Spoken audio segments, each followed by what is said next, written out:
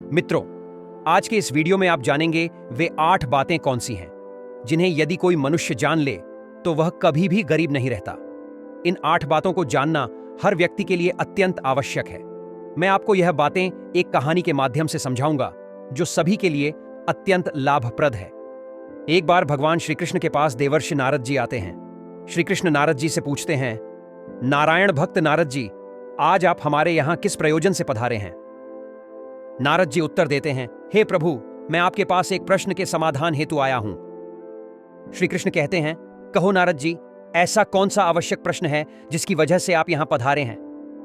नारद जी कहते हैं, हे भगवान, मैं मनुष्यों के कल्याण के लिए आपसे 8 बातें जानना चाहता हूं जो प्रत्येक मनुष्य के लिए अत्यंत आवश्यक हों ताकि कलयुग में उनका कल्याण हो सके। श्री कृष्ण कहते हैं, हे देवर्षि नारद, आपने संसार के कल्याण हेतु अत्यंत श्रेष्ठ प्रश्न किया है। इस प्रश्न से धरती के हर मनुष्य का जीवन सफल हो सकता है।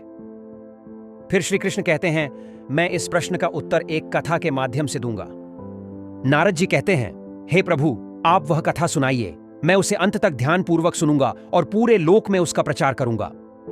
श्री कृष्ण कहते हैं, तो सुनो, आज मैं तुम्हें एक अमीर बहन और गरीब भाई की कथा सुनाता हूं। इस कथा से यह भी पता चलेगा कि भाई बहन का रिश्ता कैसा होता है और किस प्रकार इसे निभाना चाहिए। साथ ही यह भी समझ आएगा कि मनुष्य गरीब क्यों होता है और कौन से कारण उसे गरीबी की ओर ले जाते हैं। आखिर ऐसा कौन सा कर्म है जिसे करने से मनुष्य धनवान होता है या गरीबी के दलदल में फंस जाता है? अब श्री कृष्ण कथा सुनाना शुरू करते हैं। बहुत पुराने समय की बात है। एक नगर में एक धनवान किसान रहता था।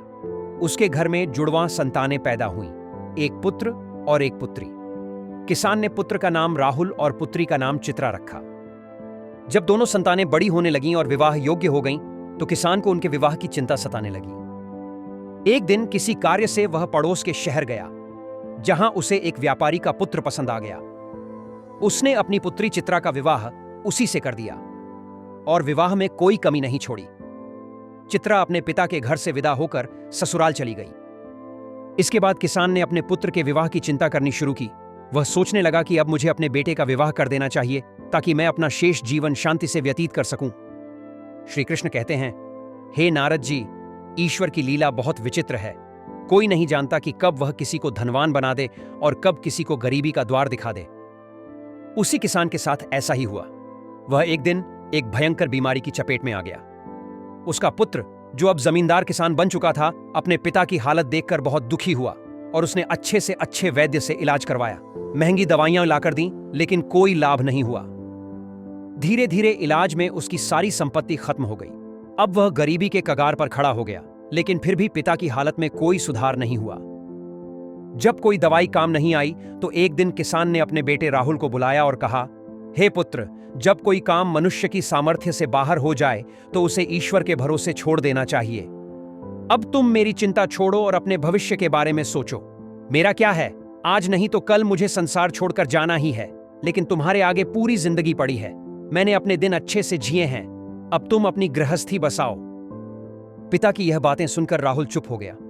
उसके पास कोई उपाय नहीं था। सारी जमा पूंजी पिता के इलाज में खर्च हो चुकी थी। अब राहुल बस इतना ही कह सका, पिताजी, जैसा आपको उचित लगे वैसा ही होगा। उसके बाद वह गरीब किसान अपने बेटे राहुल की शादी एक गरीब घर की लड़की से करवा देता है।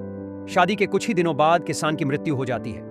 पिता की मौत के बाद राहुल विधिवत रीति रिवाज से उनका अंतिम संस्कार करता है। उसके पास जो खेत और जमीन थी वह पहले ही पिता की बीमारी के इलाज में बिक चुकी थी। अब जो थोड़ी बहुत जमा पूंजी बची थी वह भी प्रीतिभोज में खर्च हो जाती है। इस तरह राहुल पूरी तरह से गरीब हो जाता है। एक दिन जब राहुल बिल्कुल ही कंगाल हो जाता है तो वह अपनी पत्नी के साथ गांव के बाहर एक झोपड़ी बनाकर रहने लगता है। वह मेहनती पहले से ही था, अब दूसरों के खेतों में मजदूरी करके अपनी और अपनी पत्नी की गुजर बसर करने लगा। दूसरी ओर उसकी बहन चित्रा, जिसकी शादी एक अमीर व्यापारी के घर में हुई थी, जब अपने भाई की हालत के बारे में सुनती है तो वह उससे नफरत करने लगती है। भगवान श्री कृष्ण कहते हैं कि कलयुग का हर मनुष्य धन का लोभी होता है। जैसे चित्रा, जो अपने सगे भाई से इसलिए घृणा करने लगी क्योंकि उसके पास अब धन नहीं था। वह सोचने लगी कि उसका भाई अब बिल्कुल कंगाल हो चुका है। अगर वह इस हालत में उसके ससुराल आएगा तो देवरानी और जेठानी उसका मजाक बनाएंगी और कहेंगी कि मायके वाले तो फटे हाल हैं। इस डर से चित्रा अपने भाई से रिश्ता तोड़ देती है। वह न तो अपने भाई को ससुराल बुलाती है और न ही कभी उसके घर जाती है। धीरे धीरे राहुल को यह समझ आने लगता है कि उसकी वह बहन जिसकी मुस्कान उसे प्यारी लगती थी, अब उससे नफरत क्यों करने लगी है। इसलिए वह भी बहन के ससुराल कभी नहीं जाता। चित्रा ऐशो आराम से अपनी ससुराल में रह रही थी, जबकि राहुल दिन रात मेहनत कर अपनी पत्नी के साथ झोपड़ी में किसी तरह दिन गुजार रहा था। कुछ साल बीत जाते हैं। अब चित्रा की संतानें भी बड़ी हो चुकी थीं। एक दिन चित्रा के बेटे की शादी तय हो जाती है, लेकिन वह अपने भाई राहुल को निमंत्रण नहीं भेजती। जब राहुल को यह खबर मिलती है कि उसके भांजे की शादी होने वाली है, तो वह बहुत खुश होता है और अपनी पत्नी देवयानी को यह खबर सुनाता है। देवयानी भी यह सुनकर बहुत खुश हो जाती है और सोचती है कि चलो इसी बहाने से सही वह अपनी ननद से मिल लेगी और उसका घर देख लेगी। वह उत्साह में अपने पति से कहती है कि वह जरूर चलेगी, लेकिन पहले यह जानना चाहती है कि क्या उनकी ननद ने उन्हें निमंत्रण भेजा है या नहीं। राहुल यह सुनकर चुप हो जाता है और कहता है कि निमंत्रण तो नहीं आया, लेकिन यह बात दूसरों से पता चली है, पर इससे क्या फर्क पड़ता है, भांजा तो अपना ही है। देवयानी कहती है कि बात तो सही है, लेकिन बिना निमंत्रण के जाना ठीक नहीं लगता, इसलिए उसे नहीं जाना चाहिए। राहुल समझाता है कि शायद निमंत्रण भेजा गया हो, लेकिन रास्ते में कहीं खो गया हो, या हो सकता है ससुराल वालों ने उन्हें याद ही न किया हो। फिर भी राहुल अपनी पत्नी से कहता है कि चिंता मत करो, तुम और बच्चे चलने की तैयारी करो, हम सब चलते हैं। लेकिन देवयानी जवाब देती है कि अगर तुम जाना चाहते हो तो चले जाओ, पर मैं बिना निमंत्रण के नहीं जाऊंगी। राहुल यह सुनकर कहता है कि अगर यही तुम्हारी इच्छा है तो तुम बच्चों के साथ घर पर रहो, मैं अकेला ही अपनी बहन के घर चला जाऊंगा।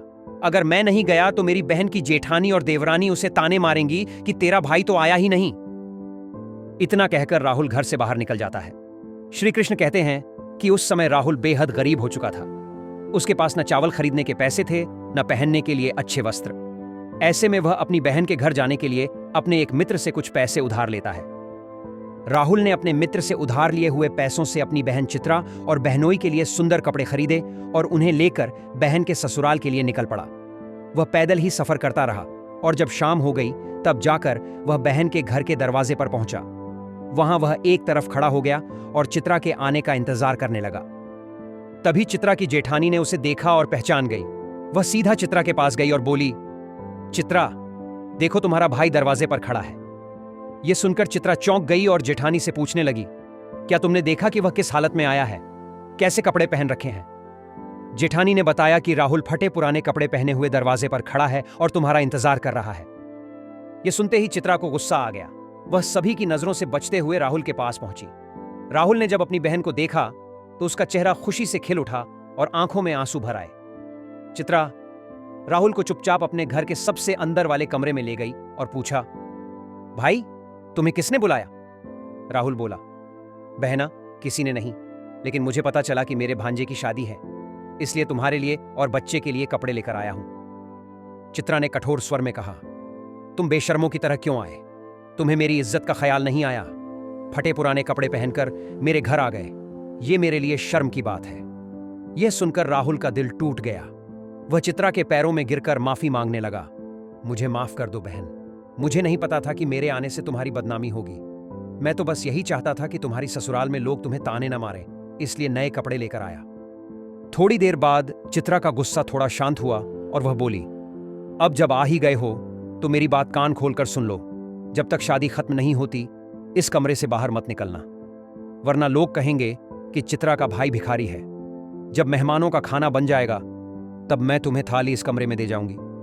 खाना खाकर चुपचाप पिछले दरवाजे से चले जाना। राहुल ने कहा, ठीक है बहन, मैं आज रात ही लौट जाऊंगा, मगर जो कपड़े मैं तुम्हारे लिए और जीजा जी के लिए लाया हूं उन्हें रख लो, मैंने बड़े प्यार से लाए हैं। चित्रा कपड़े लेकर बाहर चली गई और कमरे की कुंडी बाहर से बंद कर दी। राहुल उस कमरे में बैठा बहन के लौटने का इंतजार करता रहा। श्री कृष्ण कहते हैं, राहुल को क्या पता था कि उसकी बहन उसे बंद कर चुकी है और अब अपने घरेलू कामों में व्यस्त हो गई है। चित्रा को यह भी याद नहीं रहा कि उसका भाई उस कमरे में भूखा प्यासा बैठा है। समय बीतता गया और भूख प्यास से राहुल छटपटाने लगा। उसने बहन को आवाज दी, पर किसी ने नहीं सुना। चित्रा का घर बहुत बड़ा था और राहुल को सबसे दूर वाले कमरे में बंद किया गया था। कोई उधर आता जाता नहीं था। इस तरह से 2 दिन बीत गए। श्री कृष्ण कहते हैं, अब राहुल को अपनी पत्नी और बच्चों की याद सताने लगी। वह सोचने लगा कि यदि वह मर गया तो उनका क्या होगा। सोचते सोचते वह बेहोश होने लगा। तभी किसी काम से चित्रा की जेठानी वहां से गुजरी। राहुल को कुछ आहट सुनाई दी तो उसने पूरी ताकत से दरवाजा पीटना शुरू किया। जेठानी ने दरवाजे की आवाज सुनी और खोलकर देखा तो अंदर राहुल था। वह चौंक गई और बोली, भाई, तुम्हें इस कमरे में किसने बंद किया? लेकिन राहुल ने कोई जवाब नहीं दिया, क्योंकि वह अपनी बहन को उसकी जेठानी की नजरों में गिराना नहीं चाहता था।